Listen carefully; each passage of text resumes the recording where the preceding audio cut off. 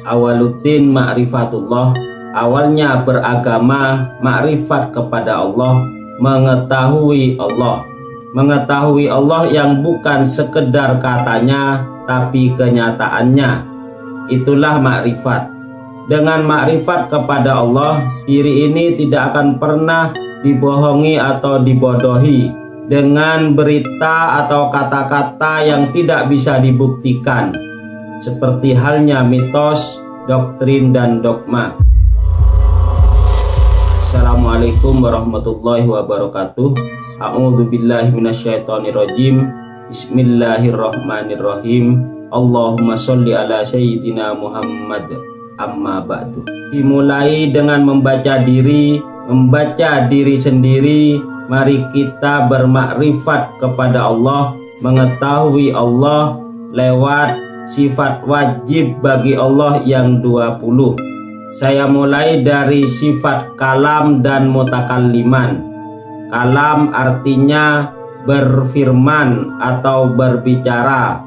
Mutakalliman artinya yang berfirman atau yang berbicara. Yang benar-benar berfirman, berbicara, atau yang berfirman, yang berbicara, ini yang di luar atau yang di dalam. Yang berbicara ini mulut ini atau yang di dalam. Basor dan basiron, melihat dan yang melihat.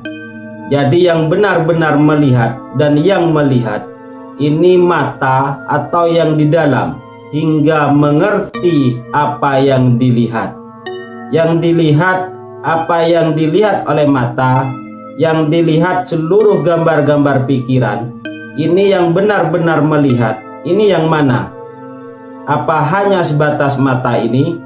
Yang di luar ini, yang disebut mata ini, atau yang di dalam? Sama mendengar, sami'an, yang mendengar. Yang benar-benar mendengar ini telinga atau yang di dalam, hingga mendengar apa yang didengar oleh telinga, atau mendengar yang tanpa bunyi, yaitu tanya jawabnya gambar-gambar film-film pikiran. Apakah yang mendengar ini hanya sebatas telinga ini, lalu mendengar, dan yang mendengar apakah yang di luar ini yang disebut telinga atau yang di dalam? Hayat dan hayan, hidup dan yang hidup. Jadi yang benar-benar hidup dan yang hidup ini yang mana? Apakah sekedar tubuh ini, akal pikiran ini, perasaan hati ini, atau yang mana? Apakah yang hidup ini yang di luar ini yang disebut tubuh, pikiran, perasaan, atau yang di dalam? Jadi yang benar-benar hidup, yang hidup ini yang mana? Yang tidak pernah mati. Apakah yang di luar ini atau yang di dalam? Ilmu mengetahui dan aliman yang mengetahui. Jadi yang mengetahui ini yang mana? Apakah sekedar pikiran, akal, perasaan hati, atau yang mana? Yang mengetahui yang dilihat oleh mata, yang didengar oleh telinga, dicium oleh hidung, diraba oleh kulit, dan dirasa oleh lidah. Yang mengetahui ini yang mana? Yang mengetahui seluruh gambar-gambar film-film akal pikiran, yang mengetahui seluruh perasaan hati ini, yang mengetahui ini yang mana? Jadi mengetahui dan yang mengetahui ini apakah yang di luar ini atau yang di dalam? Iradat dan muridan, berkehendak dan yang berkehendak, ini yang mana? Apakah yang di luar ini atau yang di dalam? Yang berkehendak untuk menggerakkan dan mendiamkan tubuh ini, gambar-gambar film-film akal pikiran dan perasaan ini, yang mana yang telah berkehendak terhadap semuanya ini? Apakah yang di luar atau yang di dalam? Kudrat kuasa dan qadiron yang kuasa. Yang kuasa ini yang mana? Yang berkuasa, yang kuasa, apakah yang di luar ini atau yang di dalam? Yang telah berkuasa untuk gerak diamnya tubuh, akal pikiran dan perasaan hati ini. Lalu yang kuasa ini yang mana? apakah yang di luar atau yang di dalam. Kudrat dan iradat, berkuasa dan berkehendak, ini bertakluk atau selalu berhubungan dengan perkara yang mungkin. Mungkin ada, mungkin tidak ada. Begitulah ta'alluqnya atau hubungannya sifat kudrat dan iradat, berkuasa dan berkehendak. Jadi sifat kudrat dan iradatnya Allah itu hanya berhubungan dengan perkara yang mungkin. Contohnya seperti api dan air. Kalau apinya kecil dan airnya besar, itu dapat memadamkan api. Begitu juga sebaliknya, bila apinya lebih besar dan airnya sedikit, maka airnya akan terbakar atau menguap. Begitulah sifat kudrat iradatnya Allah, berhubungan dengan perkara yang mungkin. Kalau yang tidak mungkin, contohnya seperti telur dimasukkan ke lubang jarum, maka itu tidak mungkin. Bila ada yang menyuruh telur dimasukkan ke dalam lubang jarum, maka yang dimasukkan jarumnya ke mata yang menyuruhnya. Seperti itulah sifat kudrat iradatnya Allah. Jadi telur masuk ke lubang jarum itu tidak mungkin. Seperti halnya korek. Korek ini kalau hanya dibacakan mantra atau ritual apapun, lalu dimasukkan ke dalam perut, itu tidak mungkin. Sifat kudrat iradatnya Allah tidak berlaku kepada hal yang seperti itu. Karena sifat kudrat iradatnya Allah hanya berhubungan kepada perkara yang mungkin. Bagaimana dengan mengangkat benda tanpa disentuh? Itu juga tidak mungkin. Kalaupun ada, itu dipastikan trik atau sulap. Contohnya seperti ini.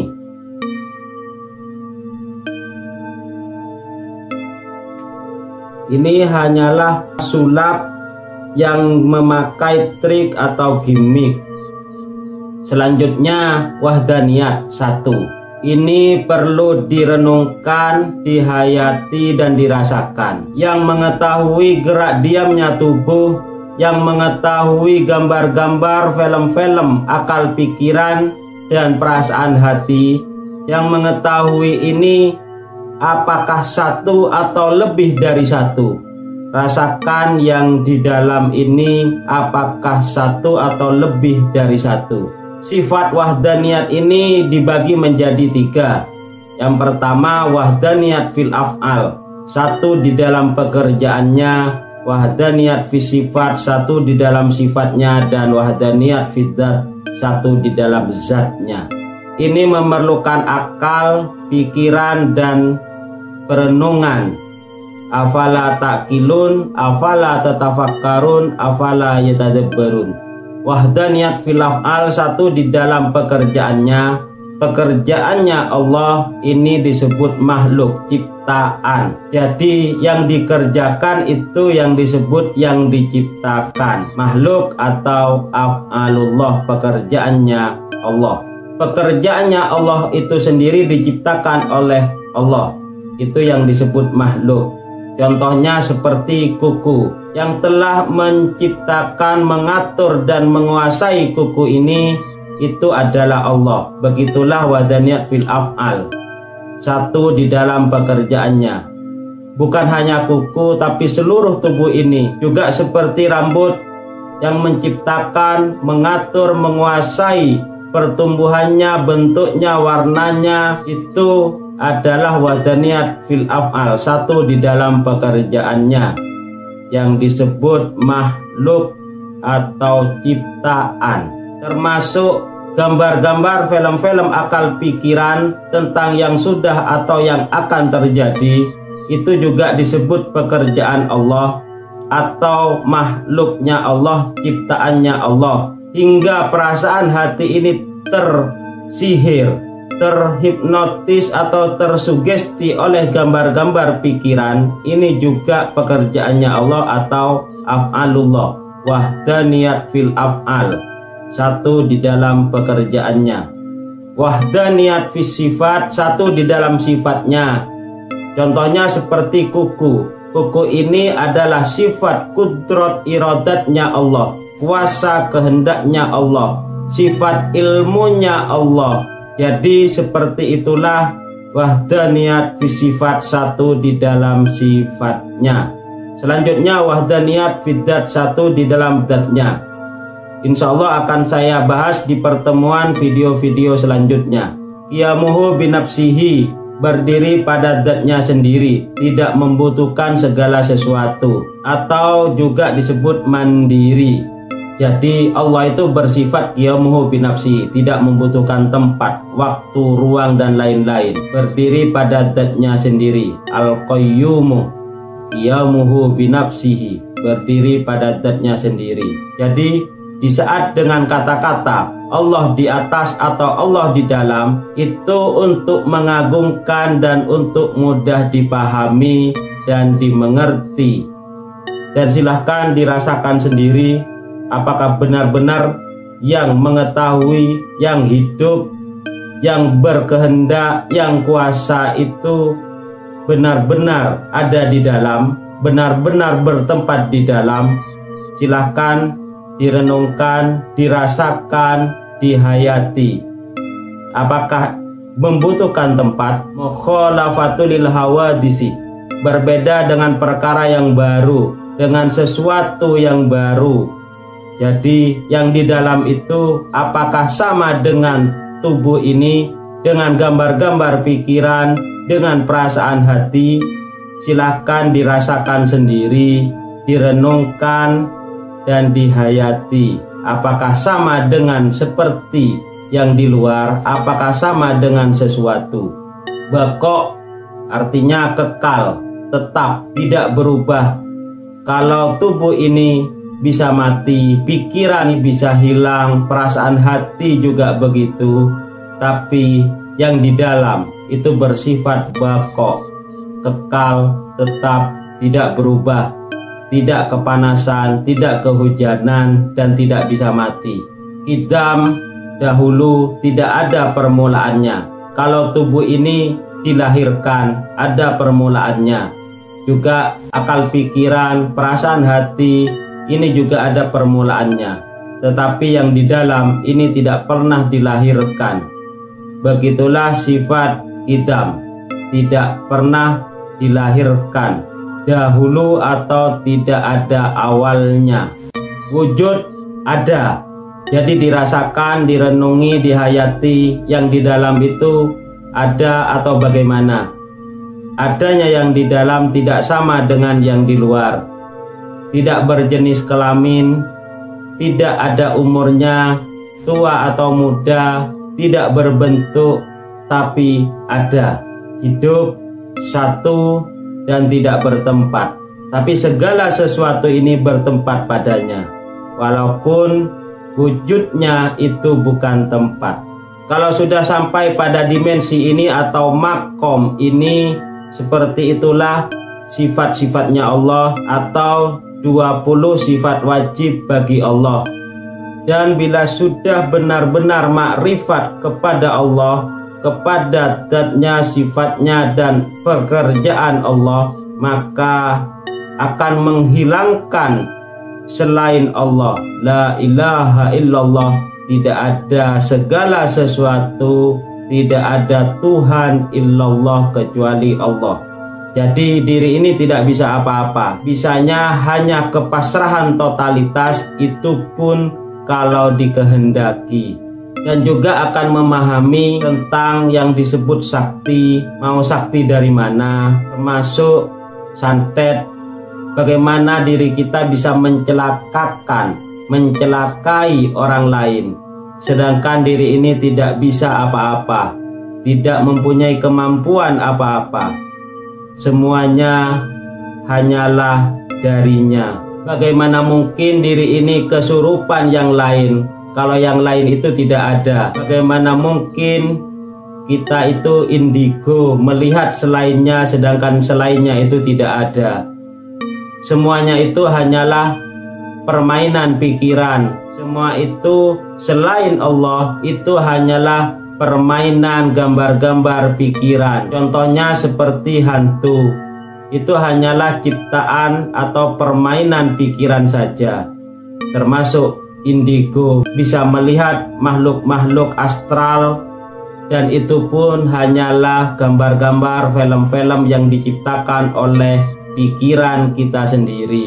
Bila sudah makrifat kepada sifat-sifat Allah, 20 sifat wajib bagi Allah, itu juga disebut Nur Muhammad atau cahaya yang terpuji. Itu juga disebut Rasulullah, utusannya Allah. Jadi sifat-sifatnya Allah itu adalah utusannya sendiri. Dan itu juga disebut yang mempunyai berita atau nabi, dari kata naba, berita. Nabi yang mempunyai berita tentang kebesarannya. Dan juga disebut Rijalul Roib. Kata rijal bukan berarti laki-laki, tapi untuk mengagungkan dengan kata rijal, Rijalul Roib. Dan itu juga disebut roh. Jadi yang di dalam itu, itulah kutub dari seluruhnya, yang telah mengatur diri ini, pikiran ini, tubuh ini, perasaan ini. Walaupun kemana kita pergi, ke dasar laut atau ke atas yang paling atas, diri kita tidak akan pernah bisa lari darinya. Jadi yang di dalam itu juga disebut wilayah Allah atau waliullah, dan juga disebut Al-Ghaus, penolong. Dan yang di dalam itu lebih dekat dari urat nadi.